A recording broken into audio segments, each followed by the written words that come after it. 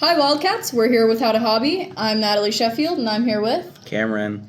And we're going to be talking about your hobbies. So, what do you hobby with? Well, I got a pretty niche hobby. I go magnet fishing. I just recently picked it up. I've gone a couple times down at the Lake Tawakoni Dam.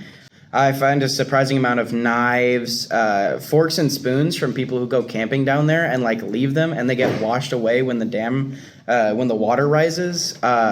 Fish hooks, lures, all kinds of stuff. You find a lot. I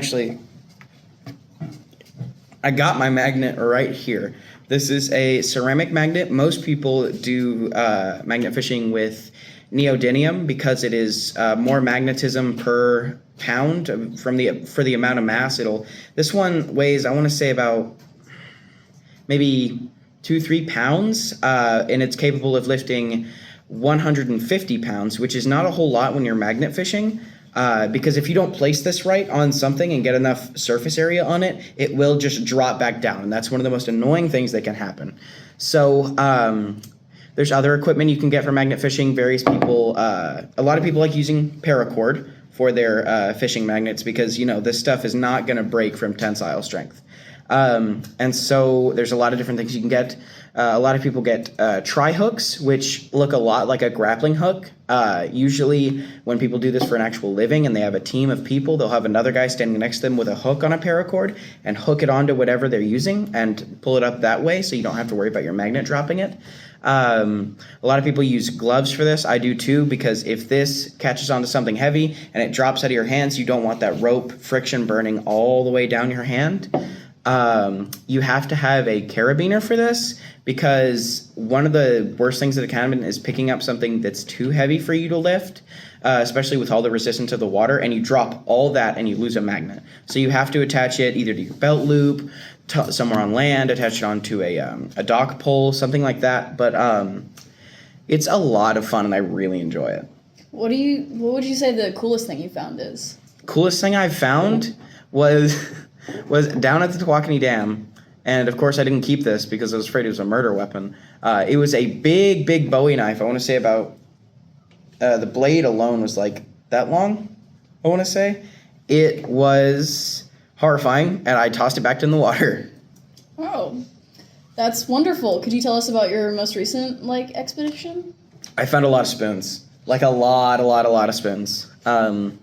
If it's not really worth anything or it's just made out of iron or something of that sort, I just toss it back, really, or keep it in a bucket and throw away when I get home, because there's not many people magnet fishing, and if I can always go back and get it if I want it. Yeah. How would you recommend people get into this? What they start with, any sources? Get a magnet and something to tie it to and toss it in the water. It's not hard.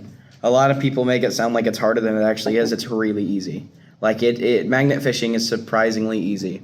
It's a little bit of trial and error. You're going to drop a lot of stuff at first, but once you get down the proper technique, because you can't really pull this forward at an angle, you really need to do it at a drop-off slope so you can pull it straight up so you're not lifting the magnet off of it.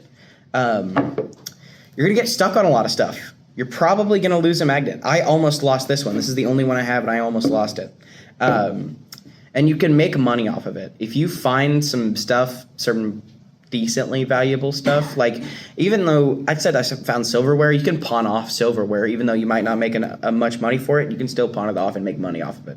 So if you're going to start, just get a magnet, probably one with a eye to tie it to. This is called an eye right here. This is what you put through the paracord? Yeah, that's what you put the paracord through. Mm-hmm. Is there any magnet you'd recommend for beginners? Definitely go with neodymium, because you're not going to want this big old heavy magnet to run around. Neodymium is slightly more expensive, but you can get one that will lift 1,200 pounds for about $25, $35, which is not horrible. I know it sounds like it is, but you can also get packs of different things. They make magnet fishing packs that have hooks, gloves, neodymium magnets, paracord, all kinds of different stuff. One thing you need is thread locker. It is a spray that would go, usually, if I can get this unscrewed, thread locker would go right here on the thread of this bolt. and it would stop it from, unscrewing too easily. Because if you're down in the water and this thing's barely screwed on and you're wiggling it around like this, it's going to eventually come off. And that's no good, because then you're out a magnet that you spent $25, $35 on. So definitely buy thread locker. That's like one of the best things you can get. If you want to be interviewed, come down to the theater room, talk to Mr. Lance, approach me in the hallway, or Kaylee Ortwig if you know who she is. Make sure you like and subscribe, and on to the next one, Wildcats.